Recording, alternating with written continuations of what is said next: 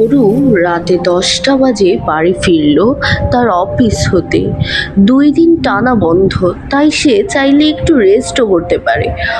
অরু কাপড় বদলে চলে যায় রান্নাঘরে ওভেনে খাবার গরম করে। টেবিলে এসে খেতে বসে অরু। তখনই টিং টিং টং টং আওয়াজ।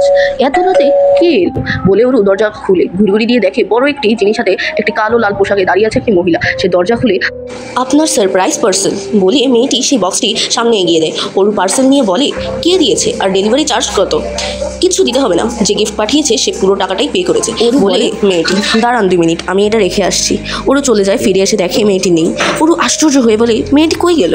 দরজা বন্ধ করে অরু খেতে বসে। খাওয়া শেষে পার্সেল নিয়ে দোতলায় ঘুমোতে চলে যায় অরু। অরু এক কোণে যেয়ে পার্সেল খোলে, বিছানায় বসে পার্সেল খুলে দেখে লাল ফ্রেমের আয়না।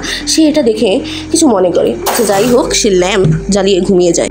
স্বপ্নে দেখে যে তার এক্স বয়ফ্রেন্ড তাকে প্রিয় একটি জিনিস গিফট করে। তবে অরু খুব ধনী এক বয়ফ্রেন্ড পেয়ে তার থেকে সন্তোষকে না করে দেয় এবং জোর করে ব্রেকআপ করে চলে যায়। অরু চলে যায়, সন্তোষ কাঁদতে থাকে। তারপর উঠে যায় ছাদ হতে লাফতে। পাশে পড়ে থাকে গিফট, যাতে অর্ধেকটা আয়না দেখা যাচ্ছিল, যা গেছে ভেঙে। তার প্রিয় লাল রঙের আয়না।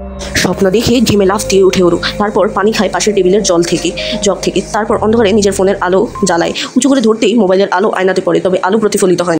অরু ঘাবড়ে পা টিপে টিপে আয়নার কাছে যায়। আয়না সম্পূর্ণ অন্ধকার, কোনো কিছুতেই তাতে দেখা যাচ্ছে, এমনকি তাকে নিজেকেও না। অরু ভয় পেয়ে যায়। আস্তে আস্তে মোবাইলের আলোটা আয়নার কাছে নেয়। যখন প্রায় 1 ইঞ্চি দূরত্ব, তখনই হঠাৎ এক কালো হাত আয়না থেকে বেরিয়ে তাকে টেনে আয়নার ভিতরে নিয়ে যায়।